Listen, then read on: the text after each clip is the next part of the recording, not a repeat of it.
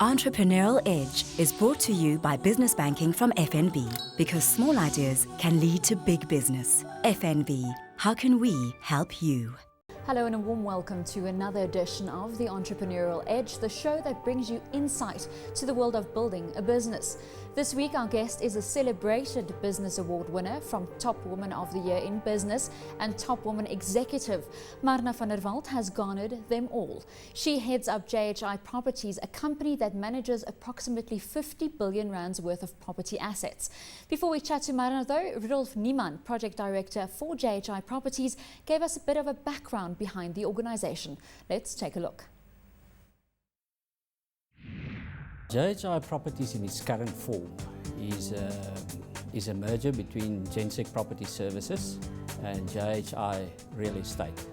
Now, JHI Property Services originated from Sanlam Properties, which is a property division of the financial services giant in South Africa, Sanlam Life Insurances, and that happened back in 2004, in fact on the 1st of January 2004. Subsequently, there was a merger between JHI Property Services and JHI Real Estate. JHI Real Estate being a company, a manager of a third-party company, manager of assets, and that took place on the 1st of January 2007. Now, the reasons for that merger primarily were to get the entrepreneurial skills that were vested in JHI Real Estate at that stage, as well as their capabilities and track record of third-party management. By third-party management, I mean that you manage properties on behalf of the landlord, and the landlord hasn't got in-house capabilities to manage those properties. Now, with that, in 2010, we became part of the Accelerate Group. Accelerate Group is a support services company listed on the Johannesburg Securities Exchange. And with that new vehicle, we embarked on a strategy of growth. And that strategy of growth was, as its building blocks, transformation firstly, getting the right people with the right skills involved, and also with the right technology base, and also to broaden our service offerings. Because we render the full spectrum of property-related services. We're a one-stop property services company. We've got a wide variety of clients. Now, at this point in time, the bulk of our clients are property-listed companies, as well as owners or private owners of properties. But we are targeting the government institutions, as well as the parastatals, and very much also the corporate institutions to render them with property-related services. It varies from your normal property management, but it would also include specialized retail management, project management, development management, valuations, investment consulting, research, and the broking and the like.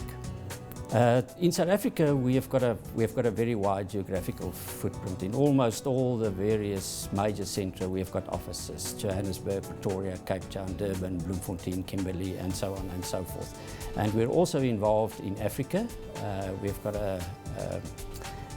We've got established offices in 6 African countries, and then we've got a presence in another 2, maybe 3 companies. The established offices are Namibia, Botswana, Zimbabwe, Zambia, Lesotho, and then the companies, the countries where we have presence is Nigeria, Ghana, and also Mozambique. In studio with me, I have the woman behind JHI Properties, CEO Marna van der Walt. Marna, welcome. Thank you. Now, we saw a little bit behind the business, but let's get into the industry. Now, it's been a tough few years for property as a whole, with the ongoing economic turmoil, the issues we've seen in the Eurozone. From your perspective, as a person who operates in this industry, how tough has it been to steer a property management company through all of this? I think actually that the period of recession actually creates opportunities for property services, because you're a trusted expert and you're a trusted advisor. It actually creates more opportunities. People would come to you and say, we're in desperate need for your help, and that is the cornerstone of partnerships. Also, in budding partnerships, you can prove your value to your clients, and that is why we actually think the period of recession was good for our company. But proving value seems to be getting tougher. We've got the whole debate about the e-tolls. We have ongoing electricity spikes. We have rolling blackouts. Every week you hear of an armed robbery in a shopping mall somewhere. And when you're walking through the Greater Gauteng area, you see so many retail stores either shut down or not vacant at the moment. How do you prove the value to your client when you have to deal with all of these issues still? Okay. I think it starts by having the fundamentals in place. So in a period like this, most of your property owners gets faced with two material risks. One is vacant space, there's no tenant in the shop or in the office block, or the other one is that you're not collecting the rent. That's even worse, because now you've got a person in there but they're not paying their due. If you act on those two things, and we were lucky or slash blessed or slash good, that when we started, most of our portfolios were at a 3% vacancy factor. Now today, we're still below 10 with most of our portfolios. And that actually, compared to the overseas market, is good value for money. I mean, New York, before the property declined, they were at about 15% vacancy factor. And I think that's how you do it, by keeping the basics in place and time and again proving that you can add value. Now, as a property management company, you take on those roles, making sure that the rent comes in so that the landlords or the owners or the investors don't have to deal with it themselves. Yes, we make sure that we pay the municipalities, that we get the rights accounts from councils. That by itself these days is a full-on job in property management. We collect the rent, we fill the space, and we give you a net income statement or a trial balance with all your results. How do you stay motivated though, and how do you motivate a team? Because it's tough phoning up people say, you owe me money. It's actually, you must just be fair. It's all about the excitement of seeing how one small intervention actually can cause a bigger good. And it's about growing people. I mean, I looked at Rudolph just now. It makes me proud to see how from Sanlam we can today be here seen as third-party managers, trusted advisor for most of the listed sector. That's what it's about. It's about growing people. It's about doing the basics right. Speaking about the sector, listed property is still outperforming other asset classes. Do you think that's the big game changer for you, besides the fact that you have such low vacancy rates at the moment?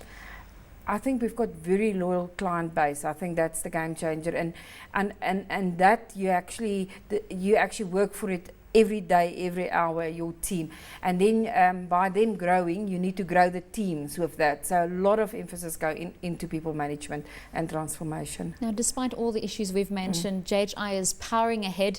As we mentioned in the intro, 50 billion rand worth of assets managed. That's up from only 11 billion when you first started. Tell me about the company's evolution since the merger. I mean, Rudolph mentioned it, Sanlam merging with Gensec, we're merging with JHI Properties. How have things changed since then?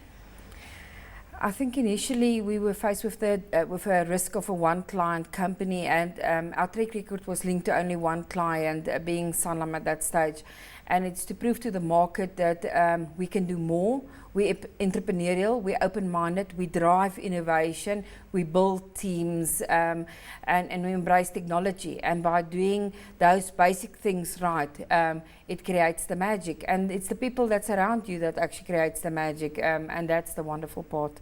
That includes our clients as well. Creating the magic is not easy when you're merging or acquiring new companies and it's new corporate cultures being formed. How tough it was in those initial days to get your staff's buy-in to say, okay, fine, we're a family now and we're working towards a common goal? I think the first 3 years was easy because it was the Sanlam team. When we actually did the merger with JHI, things became more complicated. But we as a team, as a leadership team, acknowledges that we need to be different. We can't be the same way and expect different results. So we wanted what JHI had, and that meant we had to change our culture. And that is what made it easier. And once we understood it and we could say to our staff, take our hands, you'll be safe, they also embraced it. And today it's very different. Now, you love talking about your team, and I know the company has a staff complement of over 700, 53% who are female, and you also have a strong BE credential. How important is gender and empowerment to you as a leader? I think we keep our eye on the ball, but it's not what's important. To grow real competent people is what's important. So in the end, it just works out to the demographics, because if you look for talent and potential, you'll find it everywhere. You must just open your eyes. And as a female CEO? I don't see it. I don't see it, and I don't think the men working with me sees it, and that's what's important. Because predominantly we've seen the real estate industry, whether it's residential or commercial, being dominated by women. Do you think not that sometimes there is still the sense of, yeah, it's a woman's job, so it's fine, it's a perfect fit? I don't see that either. Most of my I would say nearly all my clients are men. I don't think it's so narrow-minded to define life by gender or race only. Fantastic. Now let's look at the changing legislative landscape in the property sector. We've got the CPA that's come in affecting lease agreements. We also have the carbon tax bill. How is that going to affect you as a company going forward? What we're doing is we're doing a lot of work on green technologies and green leases. So we've got, I think there's a misconception that you have to spend a lot of money to green a building, and we're saying it's not true. So we've got a menu list with no capital outflow, right down to intensive capital outflow, and then how we should share that between the tri-party arrangement of a landlord, a tenant, and us, the managing agent. So we're saying let's be innovative about this and let's be practical. And I think the challenge comes with established buildings. Easy to build new developments that's green. Let's green the established buildings. That's the challenge. And how's your relationship with the construction companies? Because surely they play the largest role in either refurbishing the older buildings or building them from scratch. We've got a very good relationship, but we've got a lot of professionals in-house. One of our sister companies, Accelerate Facility Management Company, who's made up of engineers, mechanical, electrical, structural, and we tap off their knowledge as well. And in terms of the listed property sector and the commercial property sector, how is South Africa's landscape faring versus its African and international counterparts, since you guys do play in the African market as well? If I look at South Africa, I think we're on the brink of recovery. There's a lot more activity in the industry. I don't think the rental rates is not where we want it, nor is the vacancy rates where we want it. But there's definitely an uptick, and it's a stable market, and we do get inquiries for new business and new space take up all the time. Also, you would see that there's much more development activities, and suddenly there's construction happening out there again. More building plans are being approved as well. So that makes us excited. Year on year, we also see retail sales now starting to increase compared to the depressed times we came from. Then if we look into Africa, I think they're feeling less of it, but the fact that the banks are more credit risk concerned, I think makes developments into Africa more difficult. So there is an interest. I mean, we're one of the first countries out in Zimbabwe. We love being there because there's not a lot of competitors out there. We're also assisting a client of us to actually take a Zimbabwean property fund to actually take it to a private place. So that is quite exciting for us. But in Africa, I don't think the market is that depressed. The need is still there, and it's very much a stable environment in which you operate. Because our African counterparts seemingly love to shop, and they always talk about the rise of the African consumer. Is this reflective in your operations? Definitely. There's a lack of infrastructure, and especially you can start by saying retail developments in some of those countries, and that actually creates the opportunities.